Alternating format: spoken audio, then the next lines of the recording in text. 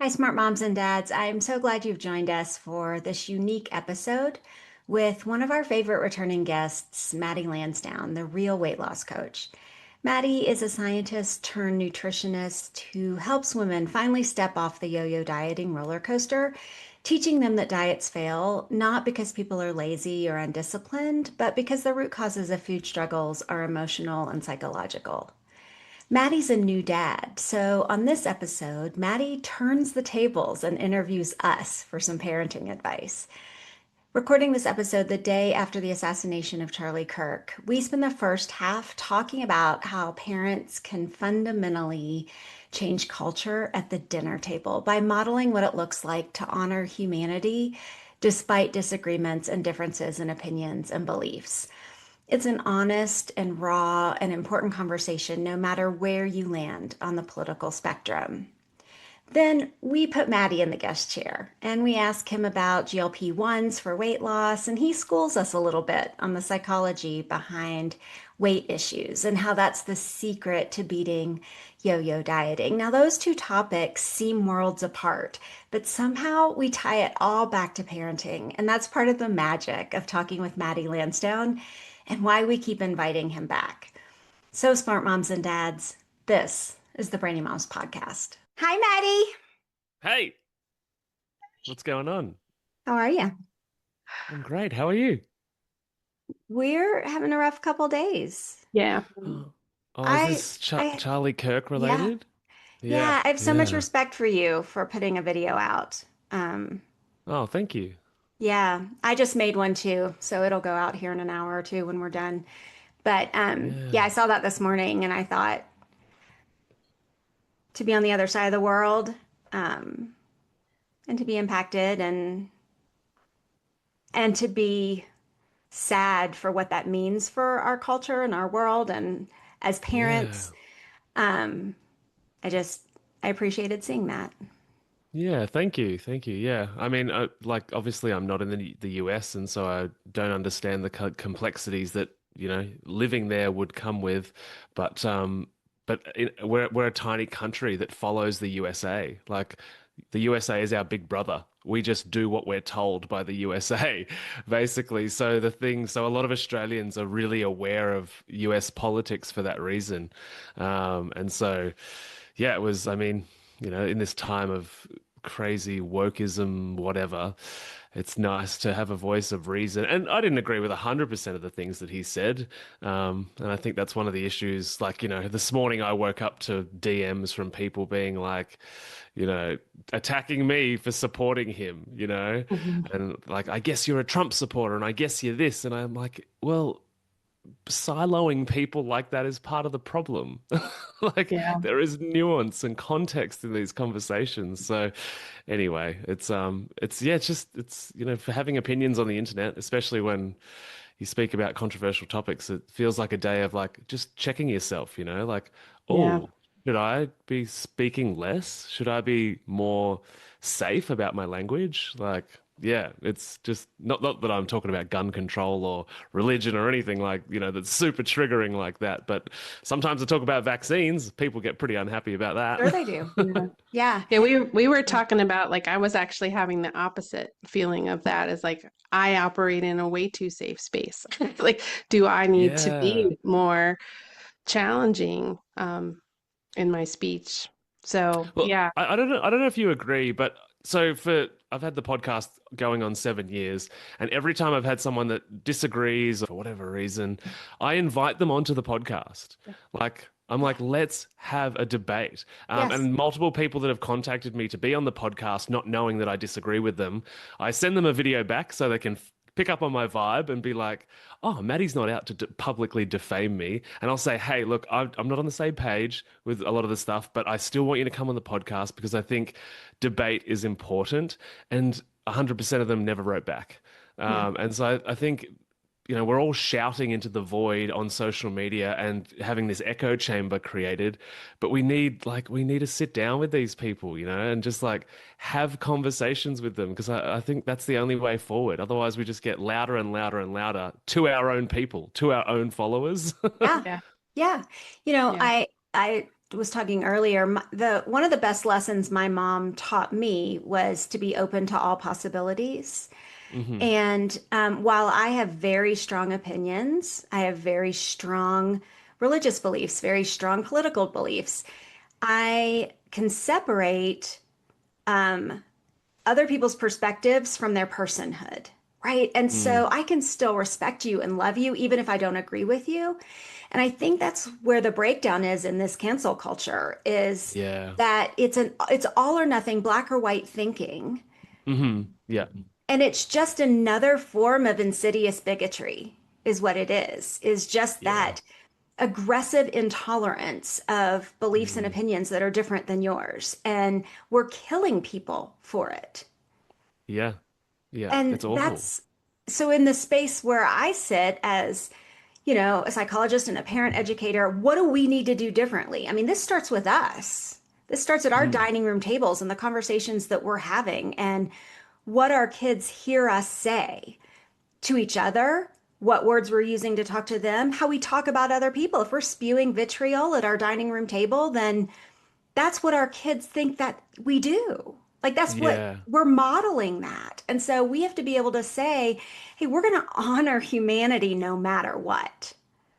Right. And Yeah. we're going to be curious about why people believe what they believe. And maybe we shouldn't be so ingrained in our strong beliefs. Maybe we should be open. And even if we decide not to change our minds, we can still love you, even though you think differently than I do. And if we're not having those conversations, then where are kids and teens getting the idea that it's okay to kill someone because they disagree with them?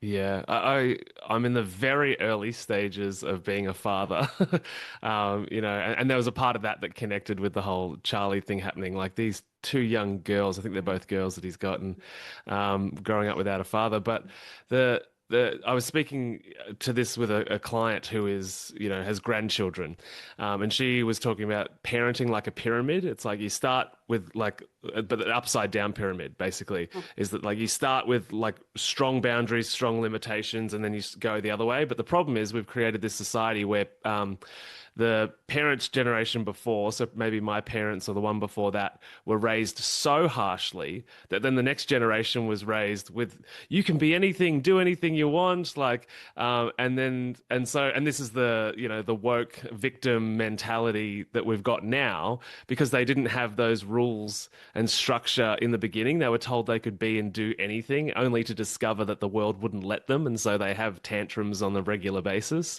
And so I think as well. It's like getting back to the parents, like raising children, not relying on childcare and not relying on teachers to do the raising, and that then opens an economic conversation, which is, and there's obviously lots of good things about feminism and women in the workforce, and I definitely think that's fantastic. But there's a fallout, and the fallout is that the school raises your children, right? And whether the father stays home or the mother stays home, it's not the family that are raising the children. It's one woman or man in a room of 30 people, 30 different personalities from 30 different backgrounds, 30 different trauma stories.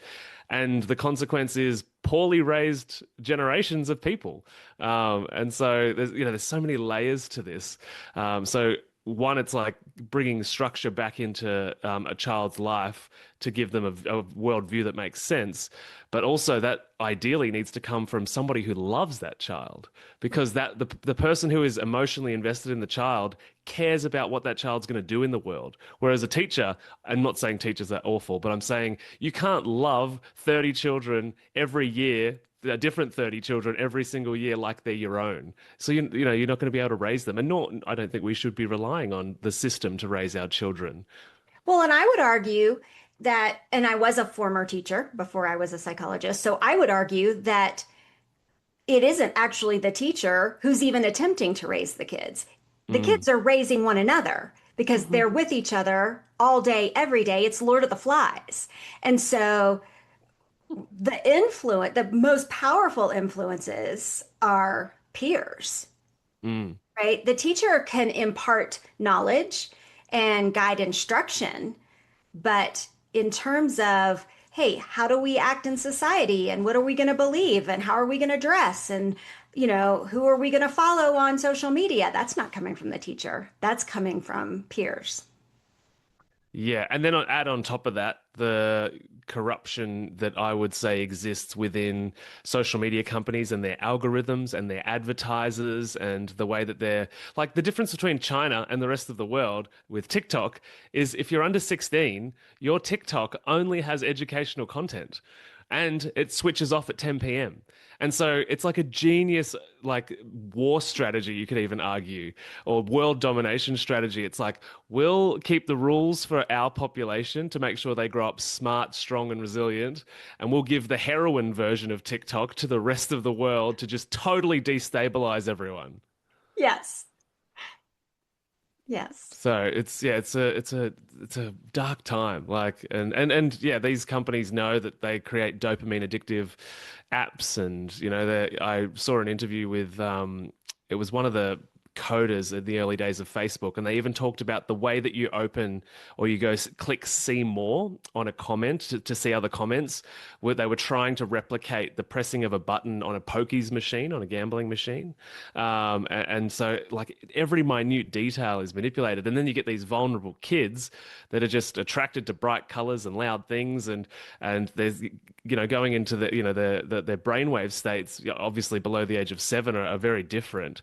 And so they're just absorbing all of this content, without consciously putting it through any filter.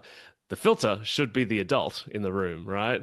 And because we're busy and overwhelmed and everyone's got 3,000 million things to do in the modern world, most parents just hand the phone or hand a tablet to their kid to just shut them up and distract them while they do the dishes or go and get the groceries or try and organize the next thing. Because it seems like, whether by design or just as a natural consequence of capitalism, we've ended up in a world where we are so, so, so busy, committed to so many things. Kids have got 24 different sports and 14 different instruments, and we've got to give them every opportunity.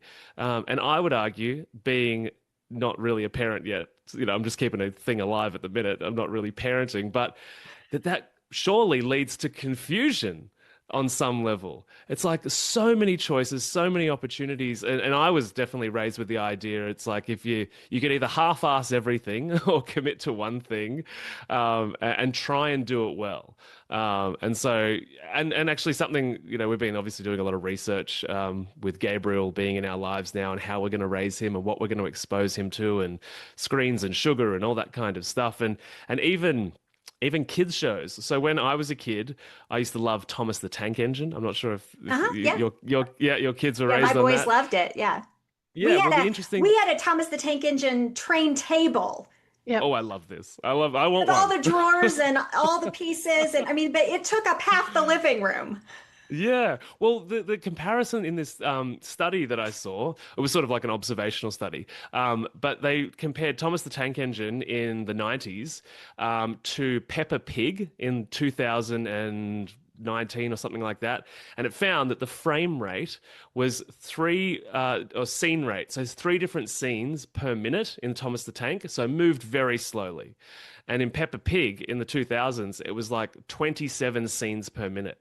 And it's, again, the idea is that it creates this like, oh, here, there, here, like this addictive kind of trying to keep up with what's going on. And then you switch Thomas the Tank Engine off, and it's like most of the kids were like, oh, that's over. What's next? Some were still upset, probably me. But then Peppa Pig, almost all of the children, you turn it off, screaming, right? Because they're on this dopamine cyclone in their brain, and that you've just taken away the dopamine stimulant.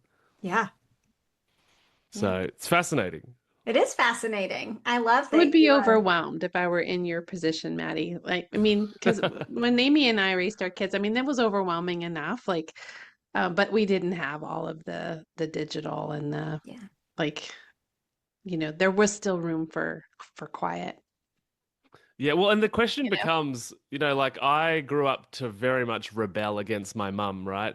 And it's taken me a long time to come back around. She's on her way to help us today, actually. She's a fantastic woman. But I was just like her, basically.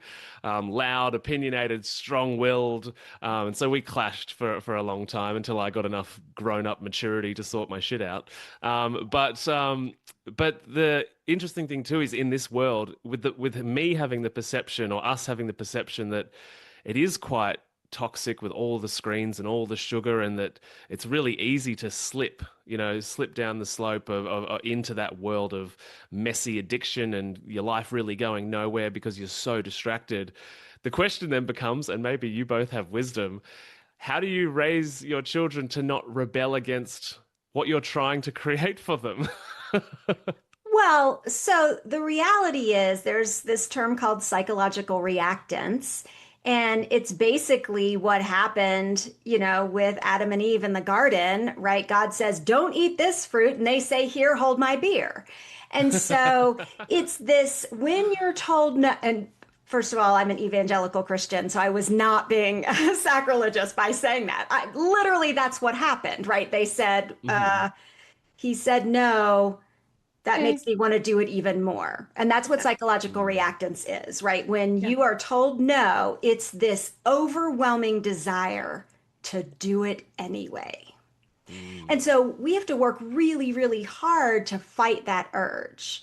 And as adults, our prefrontal cortex is fully developed, right? So we can reason, we can hold all of the alternatives in working memory so that we can decide what the best choice is. But young children, they're driven by desire and what they want now and what they want not 10 minutes from now, right? And so it's going to be a challenge, right? It's going to be a challenge. And so my advice is always to create invitations rather than demands. And so when you can phrase things in a way that sparks curiosity for your child, then they want to know a little bit more, right? Then they want to do it a little bit more that way, right? And then if you can give choices as much as you can, because the more power we give kids, the more relational equity we build, right? So that then when you do have to say, well, it's this way and no other way this time, right? They're more likely to go, oh, okay, because I know that I will have choices every other time. So Mhm. power control and choices, and then just create invitations for learning, invitations for engagement and connection and fun. And I, Where Just is know it'll no be appropriate? messy. It's going to be messy no matter Oh, what for you sure. do. I don't even know how my brain's working right now with like 4 hours sleep last night. right? We know that I well. feel messy. Yeah. So, but I'm curious, where is the place for no? Like, and those hard boundaries. I mean, obviously, Sure. when it comes to safety, Yep. because and in a way, it's like what we were touching on before is that, this generation that we're told anything's okay all of the time, do what you like, your Mhm. feelings are true, and then they come into the world and met people maybe like us who are like, no, Right. and they're Sure. like, ah.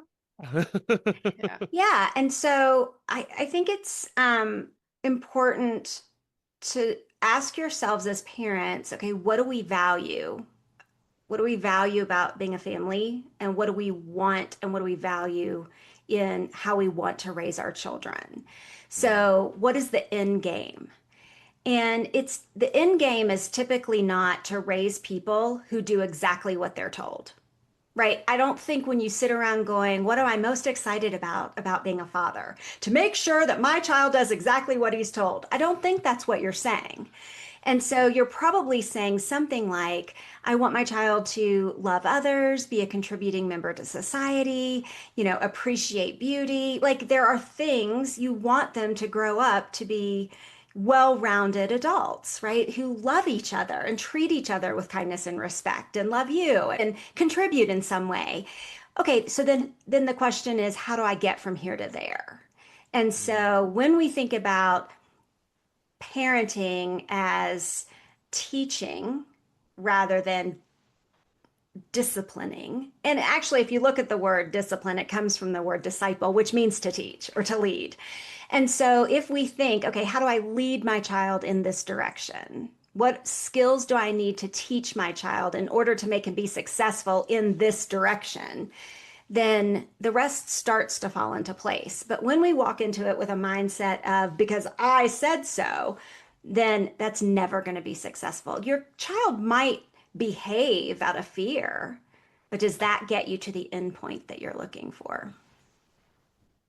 Yeah, But that's good. boundaries around health and safety, those are non-negotiable. Most other Yeah. things are negotiable, right? And so again, when you have to set a hard line and go, nope, sorry, I have to keep you safe. My job as a parent is to keep you healthy. So this is how it's going to be. However, I will let you choose, do you want a red apple or a green apple? Because Mm. then you're giving them choice and then you're still giving them some power. Not, Yeah, do you want a red apple or an Oreo? that. No, the Oreo is not in the question. Exactly, right? So they have to be, the choices that you give them have to be ones you can live with. Yeah, that reminds me of Jordan Peterson. One of his rules or something he talks about is don't raise a kid that you don't like, something like Mhm. that. It's like, don't raise them with attributes that you don't actually like, because that's the beginning of the dissolution of your family. And it's really good that you raised that, because in this world, like, we're literally here talking about someone that was a bit of a renegade, like that we were before, like with Charlie Kirk, and the last thing that in order to lead, like, and to be a good leader, you need to be is compliant. Like, compliant leaders are, who are they? Nobody knows them, right? Right. Because you need to be pushing the boundaries, you need to be challenging people, you need to be holding people to account. So, yeah, Challenging I guess, ideas and, yeah, share yeah, yeah. being, speaking without fear, all that stuff. Yeah. Completely, completely. So I guess, yeah, in raising children, in some ways, the last thing you want, maybe not the last, but is compliant adults, like, once they're adults. Maybe you don't want them to be drug addicts and speeding and crashing and, doing, there's a line for the compliance, but I guess that compliance and the non-compliance is based on, as you said, Amy, like the value structure that you want to build in the family, or you want to uphold. Yeah. Like I never grounded my boys ever. Not once. They were never I wish grounded. you were my mum. Um, but they're doing really, really well. They're adults now. They're all 20 and up. And so they didn't turn out to be hooligans who are imprisoned. Hmm. I just had some boundaries that were hard and fast. And those were, I need to know where you are and who you're with. Hmm. Well, that actually gives me a ton of information, doesn't it? Yeah. Where are you and who are you with? Because then I'd be able to speak into that. Hey, I don't think that that's a safe choice. So, how about you guys pick something else to do instead? And Hmm. then it would enable a conversation, right? Or, Yeah. hey, I'm concerned that their parents are out of town for the weekend. So, why don't you guys hang out here? And so, there were always alternatives that you Hmm. could throw out there that you could live with, but that still empowered them and helped them make choices based on your values. Mm. Little did I know getting on here that I was going to have a parent coaching session this morning. This is fantastic. That'll be $150, Maddie. Amazing. I'll send the carrier pigeon. Okay. That's what happens when you get into the trenches of parenthood and start deep thinking. It's Yeah. like, Yeah, I oh, know. I have people ahead of me that have done this before. Let me get their thoughts for a second. Yeah, Yeah. it's interesting too, because I mean, I grew up and am in a world where you hear so many times there's no manual, there's no manual, there's no manual. These kids aren't born with a manual. And I'm like, but a billion humans have been born. Right. Surely there's some, like, Somebody's surely written somebody something. knows. Yes, like however many hundreds of billions over the course of human history, surely there's a bit of information that's been recorded. Yeah. Well, and I think that there are plenty of smart people who have written smart things that you can glean something from, Right. Yeah. right? But my contention has always been if there were a perfect way to parent, we wouldn't need any prisons. That's a good, yeah, I like that line. That's good. And so a lot of it is trial and error, and every child is different. Every Mm. Yeah. child is different. So what works for one, even within your own family, what works for one might not work for another. And that's okay too. And there's so Yeah. much personal growth that has to happen too, because one of the things that maybe, I know, how old is your baby, Maddie? He's 6 months. six That's months, so yeah, so cute. little. So the fun snuggle times. Yes. One of the things you realize as a parent, especially as you have more than one, so one will do it, you'll get that mirror back to you, and all of a sudden you'll think you've got your stuff together, and then your child will do something, and you're like, oh, well, that triggered something from who am I? What just happened? I thought I was a sensible human, and all of a sudden you got to pull me off the ceiling. What's going down? Um, uh, but then another child will come up and you'll get it all managed with one, and then the other one mirrors something else at you and triggers you in a different way. So, it's part of the parenting piece is learning how to wrestle in those intimate relationships with the humans that have been put in your care.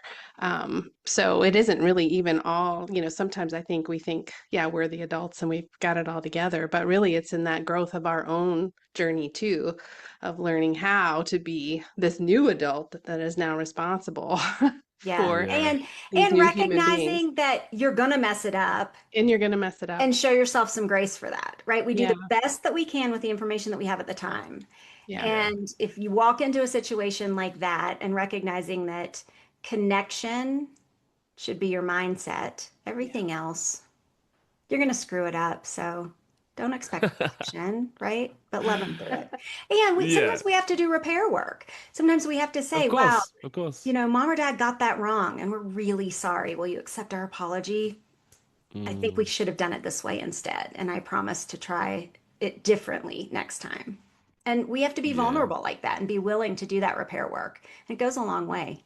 Hmm. I've already noticed the feeling of being more accountable to, hard conversations and apologies and if I'm in my stubbornness, I'm like, oh, would I be annoyed at Gabriel for not manning up and apologizing or doing the task or whatever? And it's like, is this the hill I'm gonna die on? No. Like so it's like, oh, actually it's interesting. I don't know if either of you had this experience but for me as a man, when he was born, it's like it cleared my mind in the sense that like all the noise of possibility of romantic ideas about what's possible and what I could do and with business, with life, with who knows what, all of it just disappeared. And it was like sole focus. I got to look after the family now. And, it was just such I didn't expect it to be such a moment of clarity and to just get rid of all the noise that my younger self was,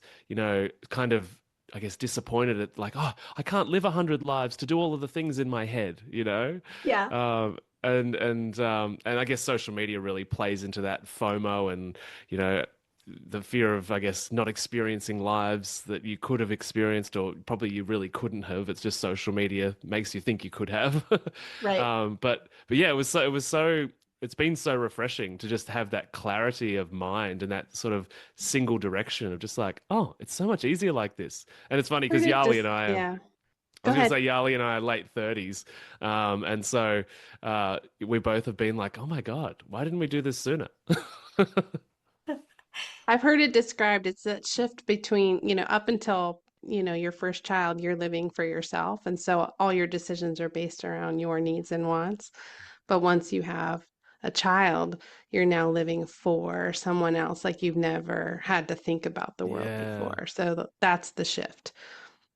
Well, I will Yeah. It's, say I had the exact opposite oh, experience than you had. I knew everything before I had kids. Like I knew it all.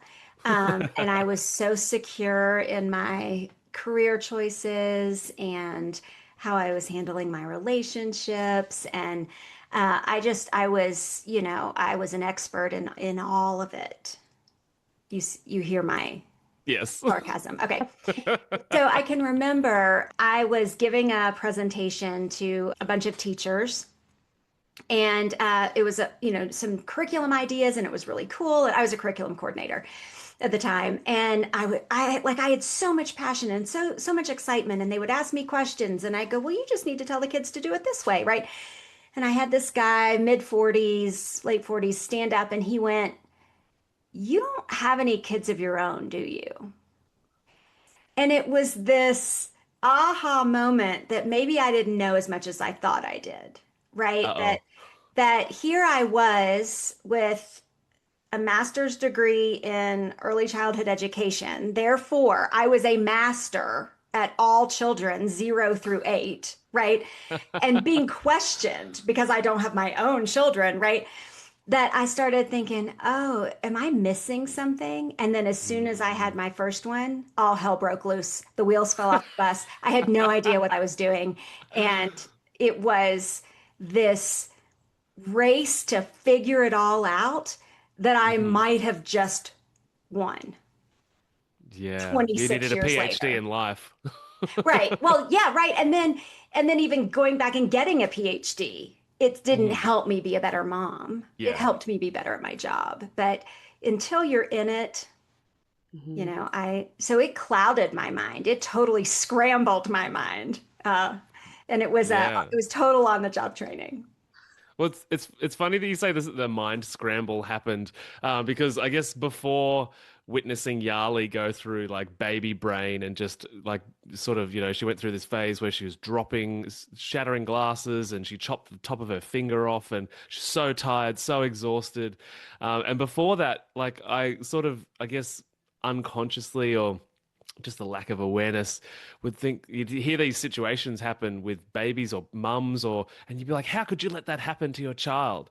And then witnessing like, Yali kind of mentally fall apart just because she's so exhausted. I'm like, oh, I understand now how the woman for 1 second let go of the pram and it ended up on the train tracks. Or those little things like we beforehand, you just have no concept of what sleep deprived is. Like I'm comparing right now to when I was like really, really drunk regularly at university, like 20 years ago. And this is so much worse. Like the sleep deprivation and the need to perform and get on conversations like this and try and sound like I've got more than three brain cells. So it feels Right. pretty challenging some Which is days. probably why you're asking us all the questions, right? Well, like you Outsource, had this all delegate. planned, Maddie. You know what? I'm just going to ask them and they can do all the talking. And ironically, We had the same full conversation. disclosure this morning. So Yeah, that's Sandy, so fun. yeah, so Sandy texts me this morning and she said, "Hey, I just need to give you a heads up that I'm just not in a good headspace because of what happened with Charlie Kirk yesterday." And I said, "Well, I haven't been able to stop weeping." And this was probably 11 a.m., right? And so, like, I've been trying to get myself together and just was really struggling. Mm. And I said, "But you know what? It'll be fine." I said, "Because we'll just throw a couple of questions to Maddie and he will talk the entire time." And I said, all of our young listeners will love his sexy Aussie accent. They'll be totally captivated. We'll be fine. We just have to sit there and listen. That's hilarious. Oh my God. So, all the best laid plans, right? So this is just the musings of three really tired, destabilized humans. Yeah, Exactly. exactly. Yeah, for sure. Oh, that's so. Okay, so we do want to ask you a couple of questions Okay, about sure, let's you. do that. Yeah. So you have rebranded and renamed your entire universe, right? Yeah. Yeah, tell us a little bit about that. Sure. So yeah, we've rebranded to the Real Weight Loss Coach. Formerly, the podcast was How to Not Get Sick and Die, which is a fantastic name, and I Oh was yeah, sad to so let go sticky. It of was that. so sticky. So sticky. But what I found is, I guess between the How to Not Get Sick and Die podcast and then sort of mattylansdown.com and then my program was Mind Body Nourishment. I had all, and then my Instagram was The Real Weight Loss Coach. I had these four different brands, and it didn't really seem obvious how they were connected. And the reason that we eventually landed, I say we because Yali and I were brainstorming rebrand ideas for a while, and it was Yali that came up with it in the end, which was just the word real, that we do real work. We do emotional binge overeating, psychology, hormones, like all of the things that aren't calories and workouts, basically. And so, and we lean very heavily into the psychological stuff as well. So that's the idea of the word real. And so, yeah, I just wanted to paint all of the doors on the internet the same color so that anybody that found me anywhere, they knew what was behind the door. And then at some point in there, I just started getting really excited because the word real, I can use it in all these contexts. And I've got these like little branding things like eat real clean, get real healthy, feel real good, like, real talk segment on the podcast. And like, I'm just real, real, real everything. And that actually is a great adjective for you Yeah, I think because so. you are. I mean, you're so authentic. Oh, thank you. I'm glad So, that comes across. Like, yeah, it's interesting. I'm about to run my first retreat, but over the years I've caught up with clients or podcast listeners randomly in person, or I'll be in the city and somebody will recognize me, which doesn't happen often, but when it does, I feel pretty special. But in these moments people actually say I get two pieces of feedback when people spend time with me in real life. One is you're a lot taller than I expected, and two is you're so much more chill, because people hear me on podcasts where I'm passionate. I'm like, this is what I think, and I care a lot, and so they just expect that I'm like that all of the time. I'm like, when you're around me, all I'm going to do is campaign for health, nothing else. yeah. And so I'm pretty happy with that feedback. Well, and I think people automatically assume that what we do is who we are. And so I have this t-shirt that says, keep talking, I'm diagnosing you. Because once people realize I'm a psychologist, they're all of a sudden afraid to say anything in front of me because they think that I'm going to be, I don't want to sit around diagnosing you. That isn't even the type of psychology that I practice. So, right, like, but they just all of a sudden, it's like, okay, you're a weight loss coach. So you're looking me up and down, trying to decide, she'd be really pretty if she lost 20 pounds, right? I mean, that is what we think when we find out what people do, right? Yeah, You find yeah. out somebody's a doctor and you're like, hey, could I ask you a question? Right? And they're like, no, I'm not working right now. Well, it's funny you say that too, because I've as part of the retreat, I've been getting all of this physical merch together and stuff to gift everybody, and I've created like a hoodie, which has got the Real Weight Loss Coach podcast branding on it. But I'm very aware that nobody will buy that because nobody wants the branding of the words weight loss on them. Right. So I'm wearing it. I'm the billboard at the gym. So, I'm proudly wearing it, and hopefully people will ask about it. But either way, they might search the podcast. But it's interesting too, because this rebrand is really good for incoming business, but nobody wants to. It's kind of like personal development and particularly psychological self-help books spiked massively when audio came in, because you don't need to be witnessed doing this private work.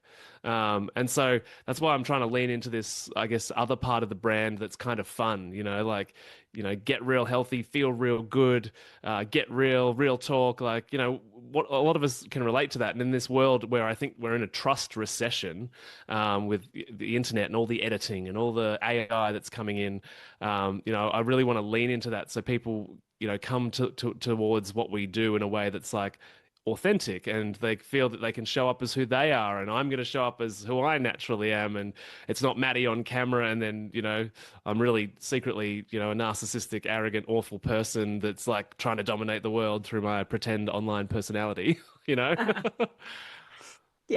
that's funny. All right. Yeah, Well, then I want to talk to you about a couple things related to being a real weight loss coach. yeah. And that is, I would like to talk to you about GLP-1s. Hmm. And I think just from hearing you speak and some of the comments that I've seen that you're not a super fan. Well, I mean, my background was I was a scientist. I spent time in laboratories. I spent a lot of time in cancer research. Before that, I was in vaccine research. And so the position that I hold now is informed by a background of working on medical research, medical science, drugs, that kind of stuff. And often, I often get medical experts that slip into my DMs to tell me what they think of my natural health position, which is always wonderful. But but I share that first and foremost because I was once all for Western medicine as the answer to all of our problems. My mum was a nurse. I grew up going to work with her in a small country town. The hospital I thought was the best thing ever. And this is not to say drugs don't have utility and that hospitals are bad. Like they're great. They do like if I'm in a car crash, don't put herbs on my broken neck. You know, like take Right. me to a hospital. Rub some essential Uh, oil on it, right? yeah, right. And the essential oil might be part of the healing, but that's later. That's later, Exactly. But all of that to say that, and this probably leans into all of the political stuff we've already touched on in some ways, is that capitalism, especially when it comes to big pharma and the biggest industries on the planet, there's corruption in there. And I personally, from what I've seen, what I've researched, I came to the conclusion that a lot of the highest grossing drugs should come with a strong degree of skepticism as to why that money isn't put into curing the problem as much as it is selling drugs to manage the problem. And so with that logic is why I then started looking at ways to help fix people permanently, like cure people. And on that journey, I discovered lots of different doctors that had left the system, scientists that had left the system, people that had gone and re-educated in different modalities, Chinese medicine, Ayurveda, nutrition, whatever it might be. And so I think somewhere in there is the ultimate combination of like natural health and sort of conventional medical, and where we land on that spectrum is going to be different for everyone. But when it comes to GLP-1s, again, this is going to be another $100 billion drug, So insert that degree of skepticism that I mentioned before. Why are we not solving the problem? And I mean, I did a podcast not too long ago on the side effects of Ozempic, and I referenced data all throughout that. And the side effects are awful. And I know that we're in a vanity metrics society of you've got to look Instagrammable, or you've got to look good on TikTok or look good in front of a camera. And so we lean heavily in the direction of, do I look good? Do I have sexual appeal in the marketplace? Men and women, and that only gets you so far, because when and I often talk about layers of motivation. So you can take the GLP-1s, you can take the drugs, and you can get skinny, but awesome.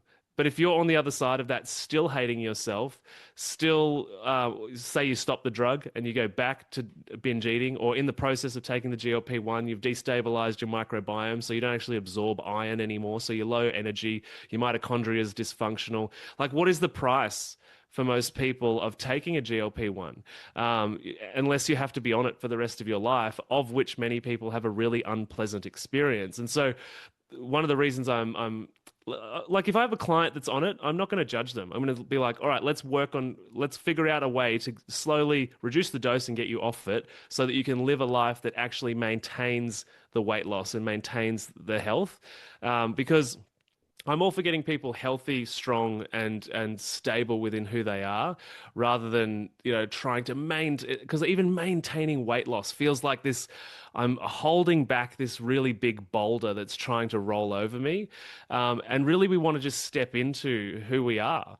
And I'm almost certain most people listening don't want to inject themselves every day. They don't want to have gut issues. They don't want to have. There's been the CEO of Ozempic was hit with $100 billion lawsuit because of the number of people that went blind as a result of Ozempic. And I get that this vanity culture says I'm willing to risk that just to be skinny, but I have so many clients that achieved that result through yo-yo dieting in the years before, only to end up working with me because they're like, I still hate myself. Right. And this is the real work. Like, this is the idea of what we do, is that we go those layers deeper. Do some people have a really burnt out, messed up metabolism that drugs could help? Yes. Do I think Ozempic is the answer to that? Mostly no. The other thing is, alongside these drugs, when it comes to weight loss drugs, it's often recommended that you eat a really good diet and you're Mhm. really active.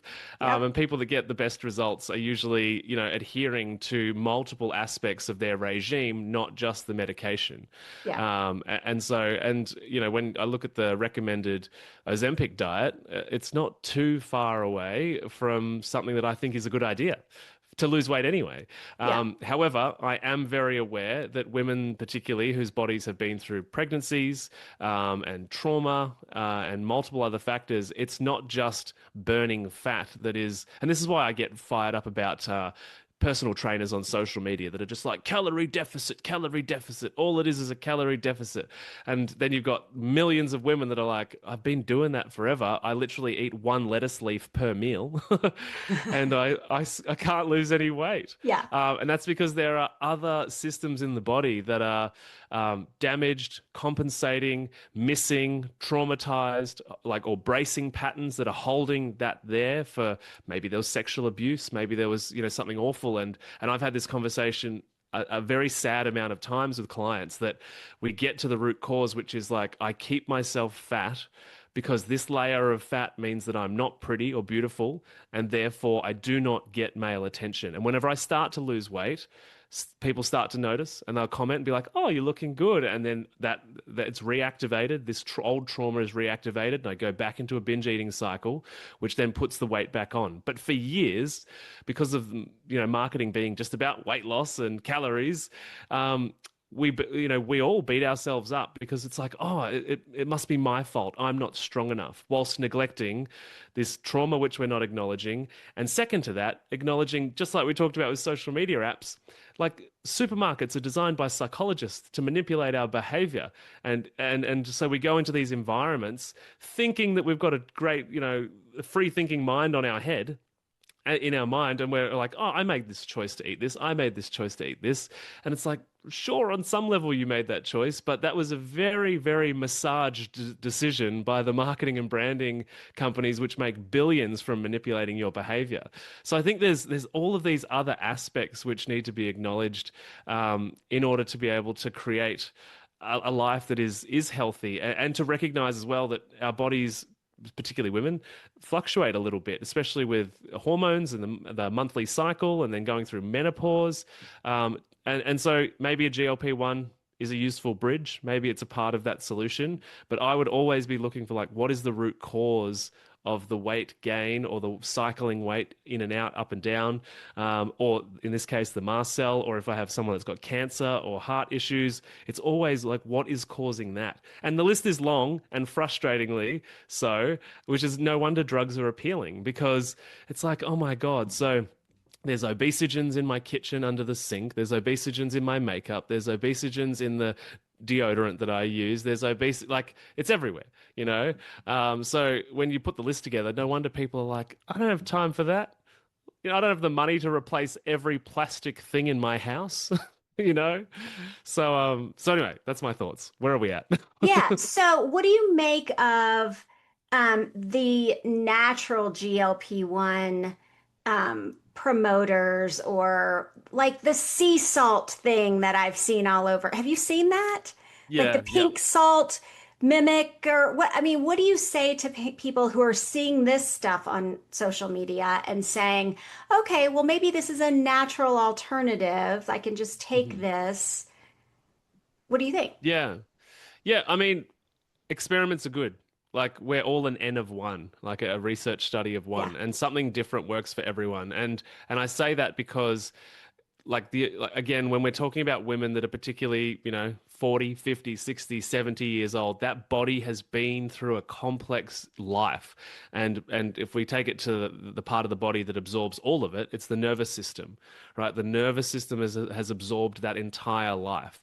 And so stress of every kind, deaths, hunger, sadness, annoyance, laughter, like the whole life. And most of the people I work with have never been taught how to release their emotions, to relax their nervous system. And many people feel unsafe in their nervous system. Mm. Like, when they actually calm down or they go somewhere where there's no stimulation, they start to get really anxious, and anxiety comes up in people because they're so unfamiliar with that state. And therefore, as a result, it feels unsafe.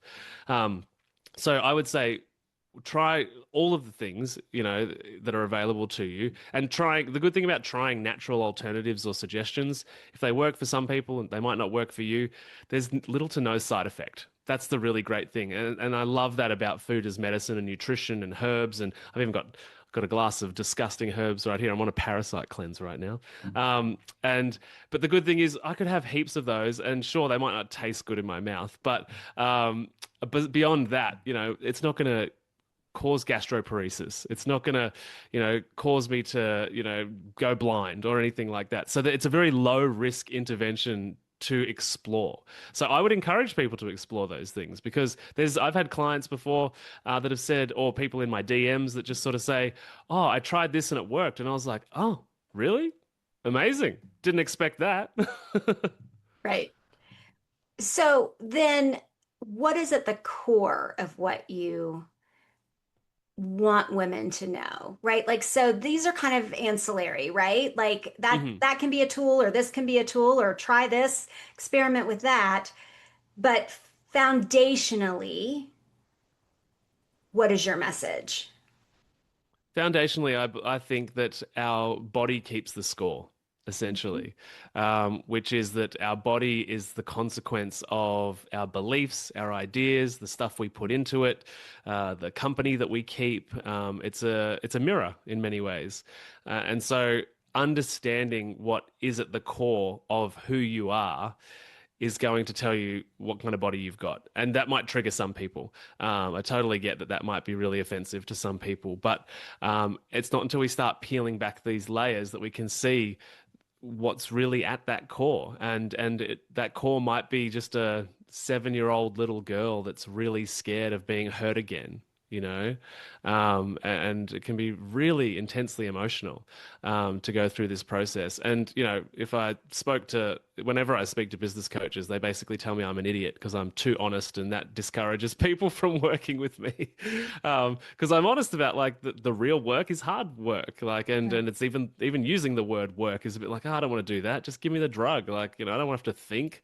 And really, it's a life intervention, and we start with the conversation about weight loss, but we end up at all of these ancillary ideas, which is, yeah, we might need to have a really, really important conversation with your husband that might really destabilize that relationship, or you might need to go and do some healing over some horrible things that happened to you one time.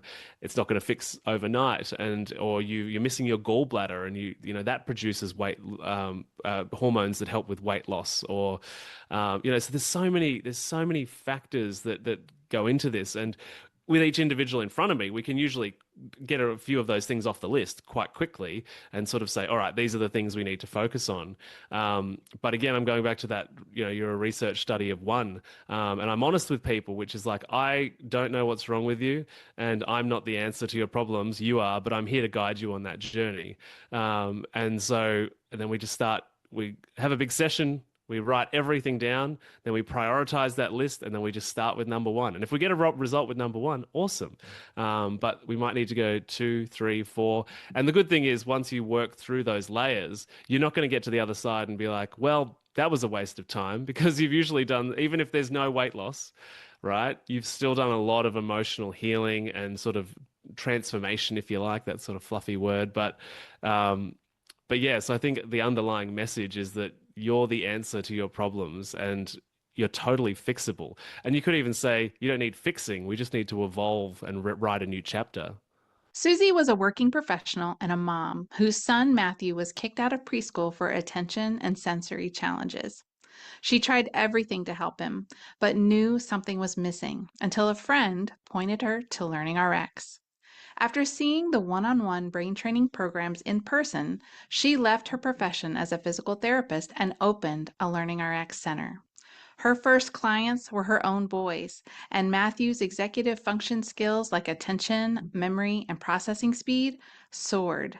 And now he's a robotics engineering major in a college and on the dean's list. What an amazing Learning RX testimonial. We're looking for parents like Susie who want to make learning easier and faster for students, change lives in their communities, and own a business that they can feel good about. Visit openacenter.com. That's openacenter.com to learn more and take the first step with Learning RX. Yeah. All right. So let's talk about teenage girls. hmm So you've got a teen girl who is struggling with weight. How do you sensitively, as a parent, sensitively handle that kind of conversation? When Mm. is the right time to intervene? Should you intervene in the teenage years? My thinking is you've got a pre-diabetic teen that maybe you want to go ahead and intervene for health reasons. But Mm. what's the professional guidance there? Like, what should moms do who have a teen daughter who's struggling with their weight, or even a teen son for that matter?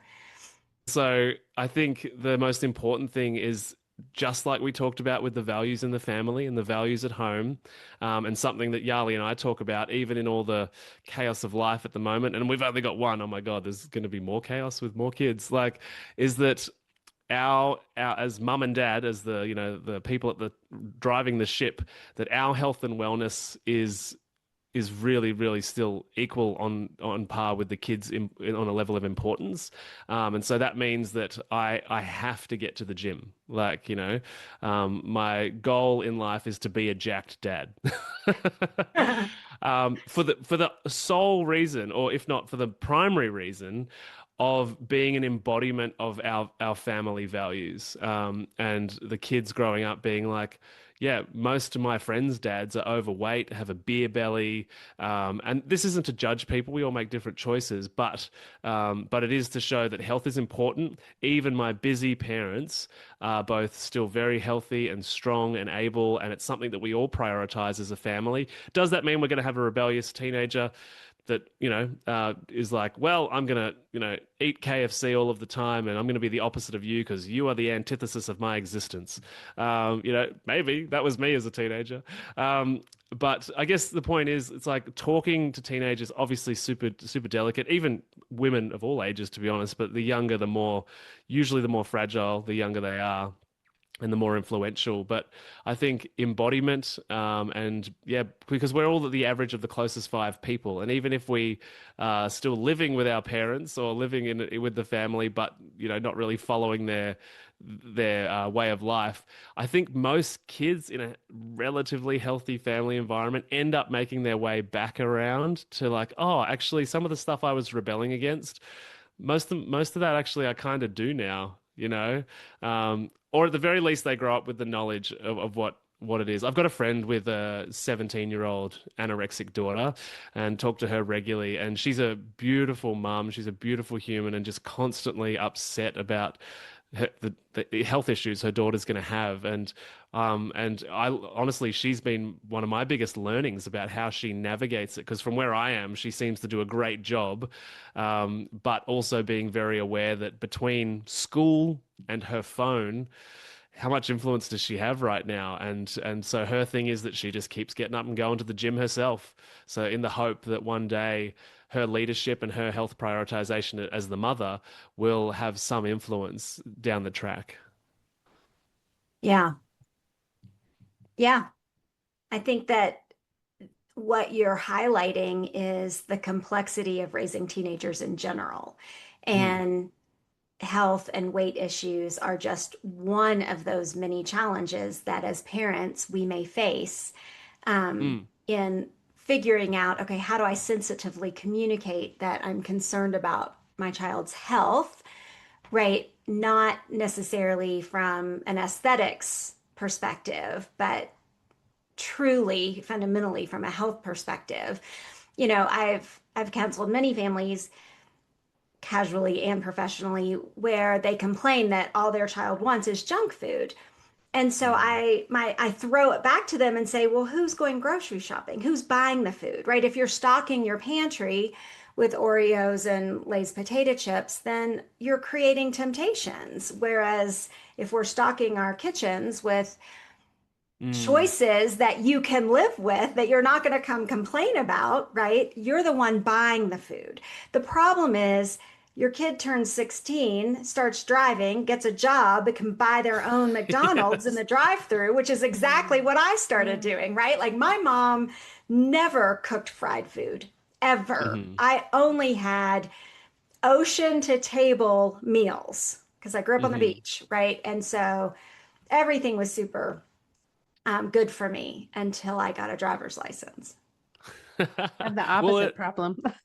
oh, You did had the you? opposite problem? Yeah, totally. My mom, my mom and dad were both in the military. They both, had to work. They rarely had time off and, limited income. And so, I mean, we lived on Oreos and we like, had the whole Hostess Choice collection, like my whole memory. And so for me, like back to what Maddie's saying, like we go back to old habits, and trying to dig down into that. Like, I think on TikTok or somewhere for a while, it was like the question, I can't remember what the opposite was, but one of it was, were you an ingredients household or were you whatever the opposite of that is, And like, Amy, it sounds like you were the ingredients household and I was the opposite. It was all pre-made Kraft macaroni and cheese, anything I could read the instruction label on and whip it together because that's how I Yeah. learned to cook, right? Well, And try to reframe that as an adult, mm, I don't know that I modeled that well for my kids. I did try. I had to learn a lot when I got married because my husband came from an ingredients household, very Greek. And so I had to figure that out. So funny though, my father-in-law told me a couple years ago, he's like, you you've come a long way. He loves me dearly, but he's just like, this was really good. You've come a long way. I was like, that's okay, awesome. thanks. I But was an ingredients household too. yeah, like, so, there's many of us, I probably, Maddie, I would be, I'm your, I'm your charter member when you think of people, it's me. Um, But that's what we grew up on. It's so easy, convenience. It's that Mm. convenience. And, when life is busy, when both parents are working, there's not enough time. Um, it tastes good. It's, Yeah. Well, and I would switch add that to gear. that. Well, there's two. First thing I want to mention is like I grew up in an ingredients household, and for all of the challenges with my mum, she did many things amazingly. And one was that cooking, and she made sure we all had a cooking night. I rebelled against that for a long time, but I did pick up a lot of skills along the way.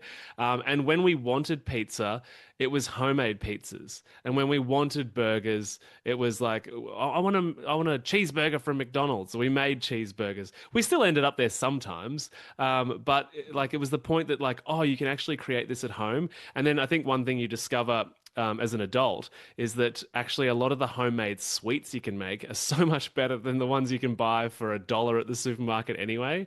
But I mean, I'm always like feel like I'm defaulting to corruption, but the corruption of the food industry is that the the terrible food is so affordable, right? And it's just so cheap. It's $1, $2, $5 to buy a whole family's worth of Oreos, or whatever it is, versus all of the individual ingredients that then cost $100 to then I've got to also go, I've spent all this money and now I've got to go and do the labor. That seems like a raw deal. And so that's an element of it too. And so, and also maybe part of the family values conversation is, I feel like as part of that capitalism, products selling things that the world we're in is in there, they've made mealtime not important. Like once it was only 2 generations ago that at the same time every day, mum or somebody entered the kitchen to begin the process of meals for the day, or the women in the house, or whatever it was. Could be the men. I cook a lot here, but the point is that there's a time for meal prep to begin, and time for the meal to cook. And so we're going to try really hard to not get sucked in. It'll happen sometimes, but to the being ultra busy is what normal people do.